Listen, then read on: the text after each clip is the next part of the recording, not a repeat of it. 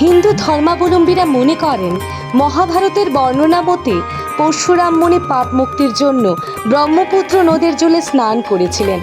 সেই থেকে হিন্দু ধর্মাবলম্বীদের বিশ্বাস এ সময়ে ব্রহ্মপুত্র নদে স্নান খুবই পুণ্যের। এই স্নানের ফলে ব্রহ্মার সন্তুষ্টি লাভের মাধ্যমে পাপ মোচন হয়। এই দিন অন্নপূর্ণা ও বিশেশ্বরের বিশেষ পূজা হয়ে থাকে।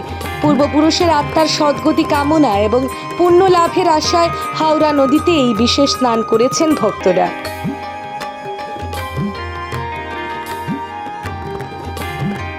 হলো আপনার পূর্বপুরুষের একটু জল দেওয়া, আর পূর্বপুরুষের জন্য কিছু আমরা তো কিছু করার মতো সুবিধা নাই। এইটাই মায়ের এখানে অষ্টমী স্নান করলাম, কইরা পূর্বপুরুষের একটু জল দিলাম, জল দিয়া মনের একটু শান্তি নিলাম, এই আর কি।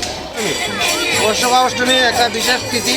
সেই তিথিতে অন্নপূর্ণা এবং বিশ্বেশ্বরের পূজা হয় এবং বর্ষকা অষ্টমীর যে স্নানটা বিশেষ পূর্ণ ব্যাপারে আমরা এই গঙ্গা ঘাটে স্নান করি, তর্পণ করি, অস্থিদান বিসর্জন করি।